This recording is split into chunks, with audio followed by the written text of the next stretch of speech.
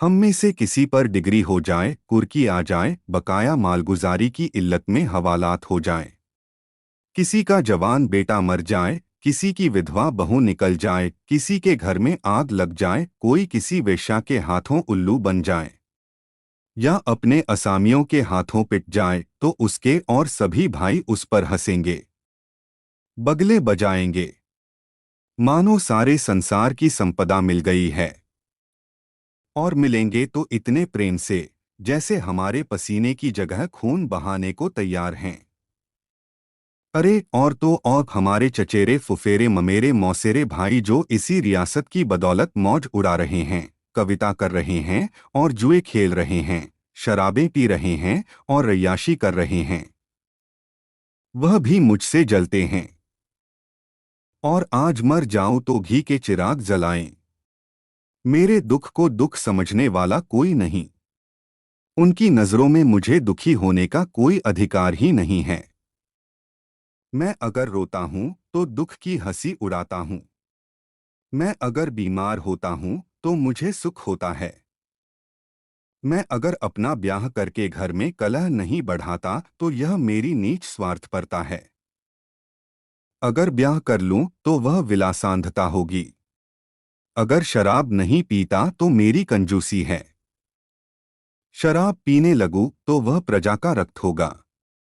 अगर अय्याशी नहीं करता तो अरसिक हूं, अय्याशी करने लगूं तो फिर कहना ही क्या। इन लोगों ने मुझे भोगविलास में फंसाने के लिए कम चालें नहीं चलीं और अब तक चलते जाते हैं।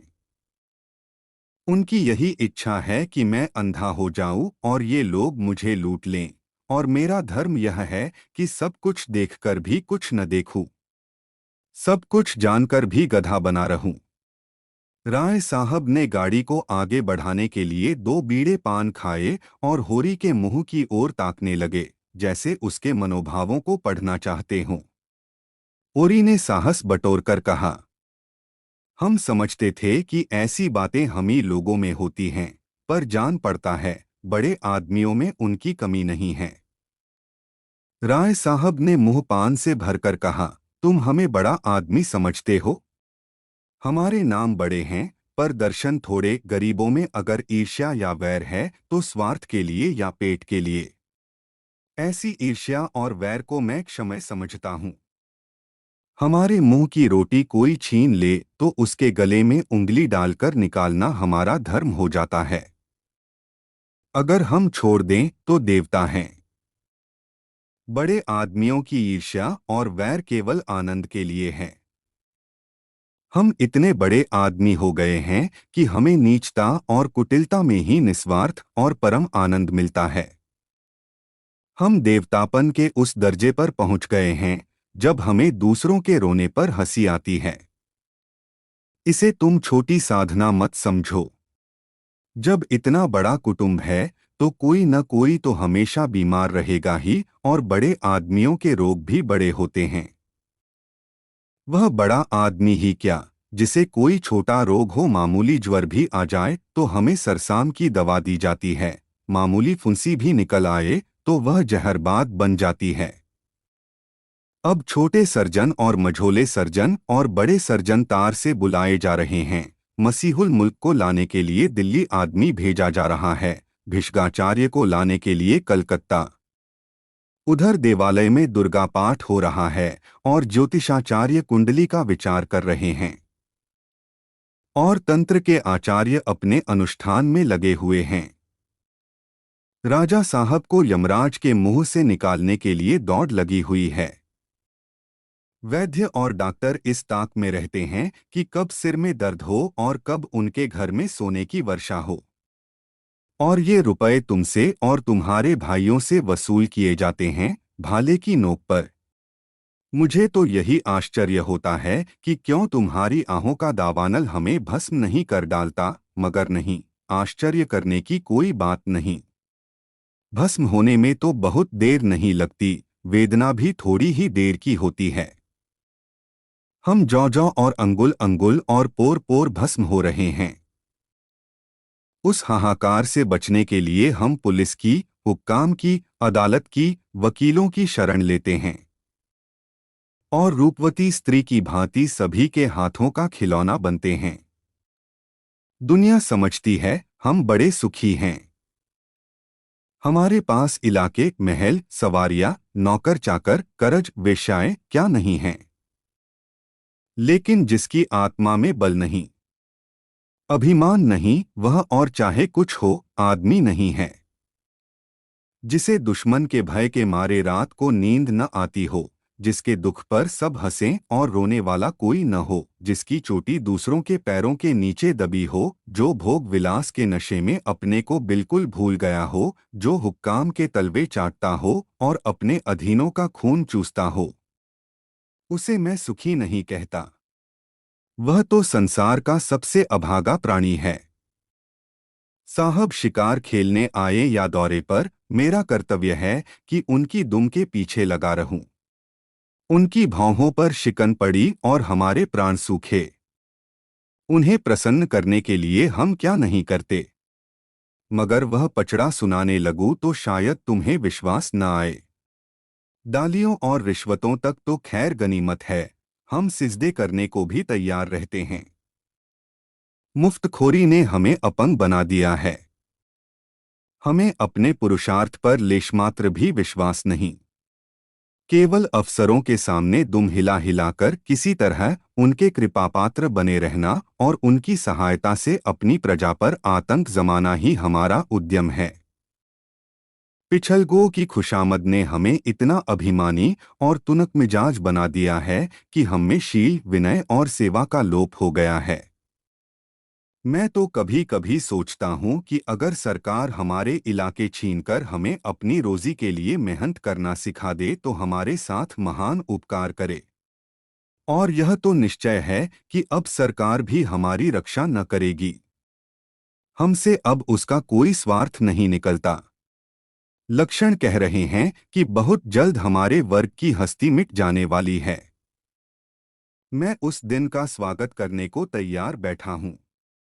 ईश्वर वह दिन जल्द लाए। वह हमारे उद्धार का दिन होगा। हम परिस्थितियों के शिकार बने हुए हैं। यह परिस्थिति ही हमारा सर्वनाश कर रही है और जब तक संपत्ति की यह बेड़ी हमारे पैरों से न निकलेगी, जब तक यह अभिशाप हमारे सिर पर मंडराता रहेगा, हम मानवता का वह पद न पा सकेंगे जिस पर पहुंचना ही जीवन का अंतिम लक्ष्य है। राय साहब ने फिर गिलौरी दान निकाला और कई गिलौरियां निकालकर मुंह में भर लीं। कुछ और कहने वाले थे कि एक चपरासी ने आकर कहा, सरकार बेगारों ने काम करने से इनकार कर दिया है।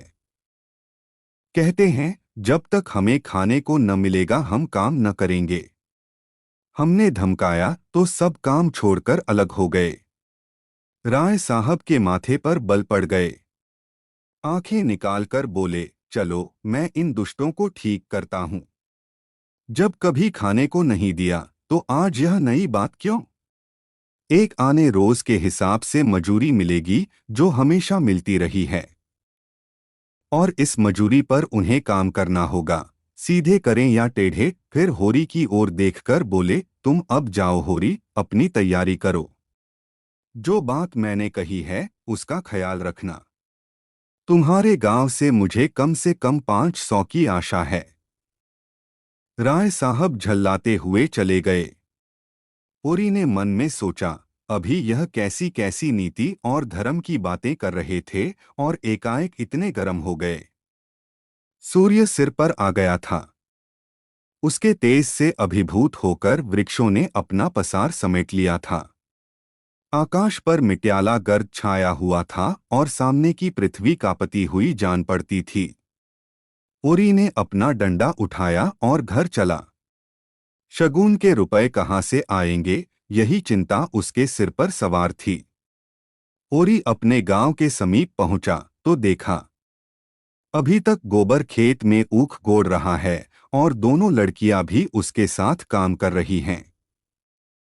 लू चल रही थी, बगुले उठ रहे थे, भूतल धधक रहा था। जैसे प्रकृति ने वायु में आग घोल दिया हो। यह सब अभी तक खेत में क्यों हैं? क्या काम के पीछे सब जान देने पर तुले हुए हैं? वह खेत की ओर चला और दूर ही से चिल्लाकर बोला, आता क्यों नहीं गोबर, क्या काम ही करता रहेगा? दोपहर ढल गया, कुछ सूझता है कि नहीं? उसे देखते ही तीनों ने कुदालें उठा लीं और उसके साथ हो लिए। गोबर सावला, लंबा, एकहरा युवक था, जिसे इस काम से रुचि न मालूम होती थी। प्रसन्नता की जगह मुख पर असंतोष और विद्रोह था। वह इसलिए काम में लगा हुआ था कि वह दिखाना चाहता था। उसे खाने पीने की कोई फिक्र नहीं है। बड़ी लड़की सोना लज्जाशील कुमारी थी। सावली सुडौल, प्रसन्न और चपल। गाढ़े की लाल साड़ी जिसे वह घुटनों से मोड़कर कमर में बांधे हुए थी, उसके हल्के शरीर पर कुछ लदी हुई सी थी और उसे प्रौढ़ता की गरिमा दे रही थी। छोटी रूपा 5-6 साल की छोकरी थी। मैली सिर पर बालों का एक घोंसला सा बना हुआ, एक लंगोटी कमर में बांधे, बहुत ही ढीठ और रोनी। रूपा ने होरी की टांगों में लिपट कर कहा, काका देखो, मैंने एक ढेला भी नहीं छोड़ा। बहन कहती है, जा पेड़ तले बैठ। ढेले न तोड़े जाएंगे काका, तो मिट्टी कैसे बराबर होगी? होरी ने उसे गोद में उठाकर प्यार करते हुए कहा, तूने बहुत अच्छा किया बेटी, चल घर चलें। कुछ देर अपने विद्रोह को दबाए रहने के बाद गोबर बोला, यह तुम रोज रोज मालिकों की खुशामद करने क्यों जाते हो? बाकी न चुके तो प्यादा आकर गालियां सुनाता है, बेगार देनी ही पड़ती है। नजर नजराना सब तो हमसे भराया जाता है, फिर किसी की क्यों सलामी करो? इस समय यही भाव होरी के मन में भी आ रहे थे, लेकिन लड़के के इस विद्रोह भाव को दबाना जरूरी था। बोला, सलामी करने न जाए तो रहें कहाँ? भगवान ने जब गुलाम बना दिया है तो अपना क्या बस है? यह इसी सलामी की बरकत है कि द्वार पर मड़िया डाल ली और किसी ने कुछ नहीं कहा। घूरे ने द्वार पर खूंटा गाड़ा था, जिस पर कारिंदों ने 2 रुपए डाढ़ ले लिए थे। तलिया से कितनी मिट्टी हमने खोदी, कारिंदा ने कुछ नहीं कहा। दूसरा खोदे तो नजर देनी पड़े, अपने मतलब के लिए सलामी करने जाता हूँ। पाँव में सनीचर नहीं है और न सलामी करने में कोई बड़ा सुख मिलता है। घंटों खड़े रहो तब जाके मालिक को खबर होती है। कभी बाहर निकलते हैं, कभी कहला देते हैं कि फुर्सत नहीं है। गोबर ने कटाक्ष किया, बड़े आदमियों की हाँ में हाँ मिलाने में कुछ न कुछ आनंद तो मिलता ही है। नहीं लोग मेंबरी के लिए क्यों खड़े हों? जब सिर पर पड़ेगी तब मालूम होगा बेटा। अभी जो चाहे कह लो, पहले मैं भी यही सब बातें सोचा करता था, पर अब मालूम हुआ कि हमारी गर्दन दूसरों के पैरों के नीचे दबी हुई है, अकड़ कर निबाह नहीं हो सकता। पिता पर अपना क्रोध उतारकर गोबर कुछ शांत हो गया और चुपचाप चलने लगा। सोना ने देखा रूपा बाप की गोद में चढ़ी बैठी है तो ईर्ष्या हुई। उसे डांटकर बोली, अब गोद से उतरकर पाव पाव क्यों नहीं चलती, क्या पाव टूट गए हैं? रूपा ने बाप की गर्दन में हाथ डालकर ढिठाई से कहा, न उतरेंगे, जाओ। काका, बहन हमको रोज चिढ़ाती है कि तू रूपा है, मैं सोना हूँ। मेरा नाम कुछ और रख दो। होरी ने सोना को बनावटी रोष से देखकर कहा, तू इसे क्यों चिढ़ाती है सोनिया? सोना तो देखने को है, निबाह तो रूपा से होता है। रूपा न हो तो रुपए कहाँ से बने, बता। सोना ने अपने पक्ष का समर्थन किया। सोना न हो मोहन कैसे बने, नथुनिया कहाँ से आए, कंठा कैसे बने? गोबर भी इस विनोदमय विवाद में शरीक हो गया। रूपा से बोला, तू कह दे कि सोना तो सूखी पत्ती की तरह पीला है, रूपा तो उजला होता है जैसे सूरज। सोना बोली, शादी ब्याह में पीली साड़ी पहनी जाती है, उजली साड़ी कोई नहीं पहनता। रूपा इस दलील से परास्त हो गई। गोबर और होरी की कोई दलील इसके सामने न ठहर सकी। उसने क्षुब्ध आंखों से होरी को देखा। होरी को एक नई युक्ति सूझ गई। बोला, सोना बड़े आदमियों के लिए है। हम गरीबों के लिए तो रूपा ही है। जैसे जौ को राजा कहते हैं, गेहूं को चमार, इसलिए न कि गेहूं बड़े आदमी खाते हैं, जौ हम लोग खाते हैं। सोना के पास इस सबल युक्ति का कोई जवाब न था। परास्त होकर बोली, तुम सब जने एक ओर हो गए, नहीं रुपया को रुलाकर छोड़ती। रूपा ने उंगली मटका कर कहा, ए राम सोना चमार, ए राम सोना चमार।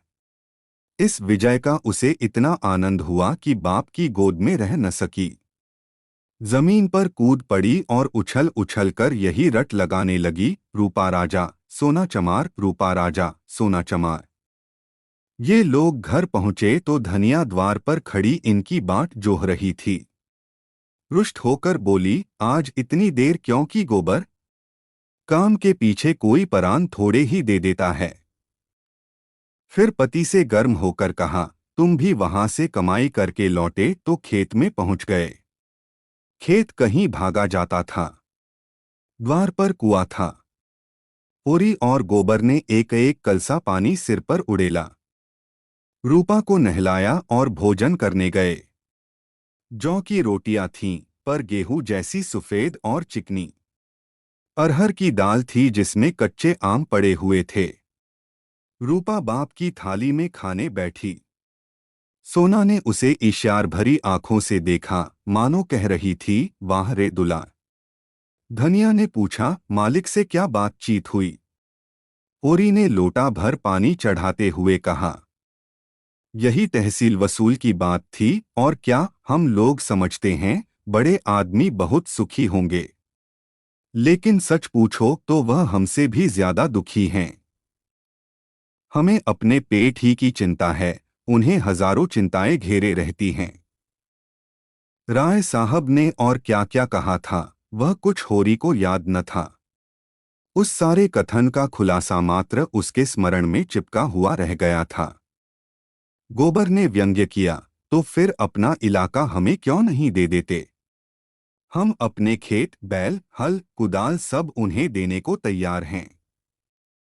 करेंगे बदला। यह सब धूर्तता है, निरी मोटमर्दी।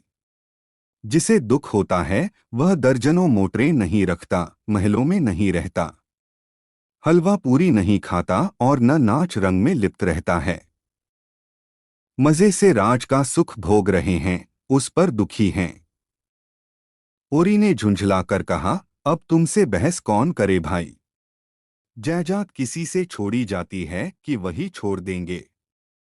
हमी को खेती से क्या मिलता है? आने नफरी की मजूरी भी तो नहीं पड़ती। जो 10 रुपए महीने का भी नौकर है वह भी हमसे अच्छा खाता पहनता है, लेकिन खेतों को छोड़ा तो नहीं जाता। खेती छोड़ दें तो और करें क्या? नौकरी कहीं मिलती है? फिर मर्जाद भी तो पालना ही पड़ता है। खेती में जो मर्जाद है वह नौकरी में तो नहीं है। इसी तरह जमींदारों का हाल भी समझ लो। उनकी जान को भी तो सैकड़ों रोग लगे हुए हैं। हाकिमों को रसद पहुंचाओ, उनकी सलामी करो, अमलों को खुश करो। तारीख पर मालगुजारी न चुका दें तो हवालात हो जाए, कुड़की आ जाए। हमें तो कोई हवालात नहीं ले जाता। 2-4 गलियां घुड़कियां ही तो मिलकर रह जाती हैं। गोबर ने प्रतिवाद किया, यह सब कहने की बातें हैं। हम लोग दाने दाने को मुहताज हैं, देह पर साबित कपड़े नहीं हैं, चोटी का पसीना एड़ी तक आता है, तब भी गुजर नहीं होता। उन्हें क्या, मजे से गद्दी मसंद लगाए बैठे हैं, सैकड़ों नौकर चाकर हैं, हजारों आदमियों पर हुकूमत है। रुपए न जमा होते हों, पर सुख तो सभी तरह का भोगते हैं। धन लेकर आदमी और क्या करता है? तुम्हारी समझ में हम और वह बराबर हैं, भगवान ने तो सबको बराबर ही बनाया है। यह बात नहीं है बेटा, छोटे बड़े भगवान के घर से बनकर आते हैं। संपत्ति बड़ी तपस्या से मिलती है।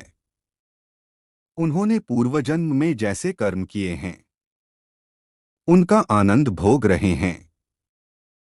हमने कुछ नहीं संचा तो भोगे क्या? यह सब मन को समझाने की बातें हैं। भगवान सबको बराबर बनाते हैं। यहाँ जिसके हाथ में लाठी है वह गरीबों को कुचलकर बड़ा आदमी बन जाता है। यह तुम्हारा भ्रम है। मालिक आज भी 4 घंटे रोज भगवान का भजन करते हैं। किसके बल पर यह भजन भाव और दान धर्म होता है? अपने बल पर नहीं, किसानों के बल पर और मजदूरों के बल पर। यह पाप का धन पचे कैसे? इसीलिए दान धर्म करना पड़ता है। भगवान का भजन भी इसीलिए होता है। भूखे नंगे रहकर भगवान का भजन करें तो हम भी देखें। हमें कोई दोनों जून खाने को दे तो हम आठों पहर भगवान का जाप ही करते रहें। एक दिन खेत में ऊख गोड़ना पड़े तो सारी भिक्त भूल जाए। ओरी ने हार कर कहा, अब तुम्हारे मुंह कौन लगे भाई, तुम तो भगवान की लीला में भी टांग अड़ाते हो। तीसरे पहर गोबर कुदाल लेकर चला तो होरी ने कहा, जरा ठहर जाओ बेटा, हम भी चलते हैं। तब तक थोड़ा सा भूसा निकालकर रख दो, मैंने भोला को देने को कहा है। बेचारा आजकल बहुत तंग है। गोबर ने अवज्ञा भरी आंखों से देखकर कहा, हमारे पास बेचने को भूसा नहीं है। बेचता नहीं हूं भाई, यूं ही दे रहा हूं। वह संकट में है, उसकी मदद तो करनी ही पड़ेगी। हमें तो उन्होंने कभी एक गाय नहीं दे दी, दे तो रहा था पर हमने ली ही नहीं। धनिया मटक कर बोली, गाय नहीं वह दे रहा था, इन्हें गाय दे देगा। आंख में अंजन लगाने को कभी चिल्लू भर दूध तो भेजा नहीं, गाय देगा। ओरी ने कसम खाई, नहीं, जवानी कसम, अपनी पछाई गाय दे रहे थे। हाथ तंग है, भूसा चारा नहीं रख सके। अब एक गाय बेचकर भूसा लेना चाहते हैं। मैंने सोचा, संकट में पड़े आदमी की गाय क्या लूंगा। थोड़ा सा भूसा दिए देता हूं, कुछ रुपए हाथ आ जाएंगे तो गाय ले लूंगा। थोड़ा थोड़ा करके चुका दूंगा। 80 रुपए की है, मगर ऐसी कि आदमी देखता रहे। गोबर ने आड़े हाथों लिया, तुम्हारा यही धर्मात्मापन तो तुम्हारी दुर्गत कर रहा है। साफ साफ तो बात है। 80 रुपए की गाय है, हमसे 20 रुपए का भूसा ले लें और गाय हमें दे दें। 60 रुपए रह जाएंगे, वह हम धीरे धीरे दे देंगे। ओरी रहस्यमय ढंग से मुस्कुराया, मैंने ऐसी चाल सोची है कि गाय सेंतमेंट में हाथ आ जाए। कहीं भोला की सगाई ठीक करनी है, बस 2-4 मन भूसा तो खाली अपना रंग जमाने को देता हूं। गोबर ने तिरस्कार किया, तो तुम अब सबकी सगाई ठीक करते फिरोगे? धनिया ने तीखी आंखों से देखा, अब यही एक उद्यम तो रह गया है। नहीं देना है हमें भूसा किसी को, यहां भोली भाली किसी का करज नहीं खाया है। ओरी ने अपनी सफाई दी, अगर मेरे जतन से किसी का घर बस जाए तो इसमें कौन सी बुराई है। गोबर ने चिलम उठाई और आग लेने चला गया। उसे यह झमेला बिल्कुल नहीं भाता था।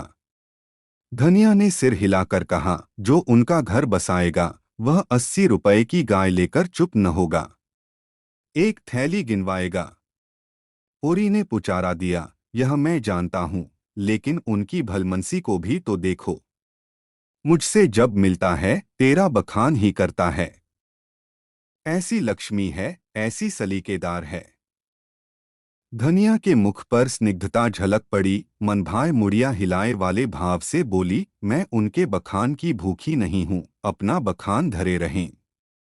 ओरी ने स्नेह भरी मुस्कान के साथ कहा, मैंने तो कह दिया भैया, वह नाक पर मक्खी भी नहीं बैठने देती, गालियों से बात करती है। लेकिन वह यही कहे जाए कि वह औरत नहीं लक्ष्मी है। बात यह है कि उसकी घरवाली जबान की बड़ी तेज थी। बेचारा उसके डर के मारे भागा भागा फिरता था। कहता था, जिस दिन तुम्हारी घरवाली का मुंह सबेरे देख लेता हूं उस दिन कुछ न कुछ जरूर हाथ लगता है। मैंने कहा, तुम्हारे हाथ लगता होगा, यहां तो रोज देखते हैं, कभी पैसे से भेंट नहीं होती। तुम्हारे भाग ही खोटे हैं, तो मैं क्या करूं, लगा अपनी घरवाली की बुराई करने, भिखारी को भीख तक नहीं देती थी। झाड़ू लेकर मारने दौड़ती थी। लालचिन ऐसी थी कि नमक तक दूसरों के घर से मांग लाती थी। मरने पर किसी की क्या बुराई करूं? मुझे देखकर जल उठती थी। भोला बड़ा गमखोर था कि उसके साथ निबाह कर दिया। दूसरा होता तो जहर खाके मर जाता। मुझसे 10 साल बड़े होंगे भोला, पर राम राम पहले ही करते हैं। तो क्या कहते थे कि जिस दिन तुम्हारी घरवाली का मुंह देख लेता हूं तो क्या होता है, उस दिन भगवान कहीं न कहीं से कुछ भेज देते हैं। बहुएं भी तो वैसी ही चटोरिन आई हैं। अब की सबों ने 2 रुपए के खरबूजे उधार खा डाले। उधार मिल जाए फिर उन्हें चिंता नहीं होती कि देना पड़ेगा या नहीं। और भोला रोते काहे को हैं? गोबर आकर बोला, भोला दादा आ पहुँचे। मन दो मन भूसा हैरू वह उन्हें दे दो, फिर उनकी सगाई ढूंढने निकलो। धनिया ने समझाया, आदमी द्वार पर बैठा है, उसके लिए खाट वाट तो डाल नहीं दी, ऊपर से लगे भुनभुनाने। कुछ तो भलमनसी सीखो। कलसा ले जाओ, पानी भरकर रख दो, हाथ मुंह धोएं। कुछ रस पानी पिला दो, मुसीबत में ही आदमी दूसरों के सामने हाथ फैलाता है। होरी बोला, रस वस का काम नहीं है, कौन कोई पाहुने हैं। धनिया बिगड़ी, पाहुने और कैसे होते हैं? रोज रोज तो तुम्हारे द्वार पर नहीं आते। इतनी दूर से धूप घाम में आए हैं, प्यास लगी ही होगी। रुपया देख डब्बे में तमाकू है कि नहीं। गोबर के मारे काहे को बची होगी। दौड़कर 1 पैसे का तमाकू सहुआइन की दुकान से ले ले। भोला की आज जितनी खातिर हुई और कभी न हुई होगी। गोबर ने खाट डाल दी, सोना रस घोल लाई, रूपा तमाकू भर लाई। धनिया द्वार पर किवाड़ की आड़ में खड़ी अपने कानों से अपना बखान सुनने के लिए अधीर हो रही थी। भोला ने चिलम हाथ में लेकर कहा, अच्छी घरनी घर में आ जाए तो समझ लो लक्ष्मी आ गई। वही जानती है छोटे बड़े का आदर सत्कार कैसे करना चाहिए। धनिया के हृदय में उल्लास का कंपन हो रहा था। चिंता और निराशा और अभाव से आहत आत्मा इन शब्दों में एक कोमल शीतल स्पर्श का अनुभव कर रही थी। ओरी जब भोला का खांचा उठाकर भूसा लाने अंदर चला तो धनिया भी पीछे पीछे चली। ओरी ने कहा, जाने कहाँ से इतना बड़ा खांचा मिल गया। किसी भड़भूजे से मांग लिया होगा।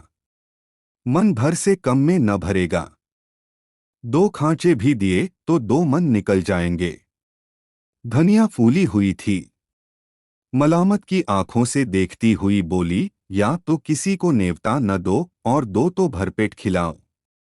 तुम्हारे पास फूल पत्र लेने थोड़े ही आए हैं कि चंगेरी लेकर चलते। देते ही हो तो 3 खांचे दे दो, भला आदमी लड़कों को क्यों नहीं लाया। अकेले कहाँ तक ढोएगा, जान निकल जाएगी। 3 खांचे तो मेरे दिए न दिए जाएंगे, तब क्या 1 खांचा देकर टालोगे। गोबर से कह दो अपना खांचा भरकर उनके साथ चला जाए। गोबर ऊख गोड़ने जा रहा है। एक दिन न गोड़ने से ऊख न सूख जाएगी। यह तो उनका काम था कि किसी को अपने साथ ले लेते। भगवान के दिए 2 2 बेटे हैं, न होंगे घर पर। दूध लेकर बाजार गए होंगे। यह तो अच्छी दिल लगी है कि अपना माल भी दो और उसे घर तक पहुंचा भी दो। लाद दे लदा दे, लादने वाला साथ कर दे। अच्छा भाई, कोई मत जाए, मैं पहुंचा दूंगी। बड़ों की सेवा करने में लाज नहीं है। और 3 खांचे उन्हें दे दूं तो अपने बैल क्या खाएंगे। यह सब तो नेवता देने के पहले ही सोच लेना था। न हो तुम और गोबर दोनों जने चले जाओ। मुरोवत मुरोवत की तरह की जाती है, अपना घर उठाकर नहीं दे दिया जाता। अभी जमींदार का प्यादा आ जाए तो अपने सिर पर भूसा लाद कर पहुंचाओगे तुम, तुम्हारा लड़का लड़की सब। और वहां शायद मन 2 मन लकड़ी भी फाड़नी पड़े। जमींदार की बात और है, हाँ, वह डंडे के जोर से काम लेता है। उसके खेत नहीं जोतते, खेत जोतते हैं तो लगान नहीं देते। अच्छा भाई, जान न खा, हम दोनों चले जाएंगे। कहाँ से कहाँ मैंने इन्हें भूसा देने को कह दिया। यह तो चलेगी नहीं। या चलेगी तो दौड़ने लगेगी। तीनों खांचे भूसे से भर दिए गए। गोबर कुढ़ रहा था। उसे अपने बाप के व्यवहारों में जरा भी विश्वास न था। वह समझता था यह जहां जाते हैं वहीं कुछ न कुछ घर से खो आते हैं। धनिया प्रसन्न थी। रहा होरी वह धर्म और स्वार्थ के बीच में डूब उतर रहा था।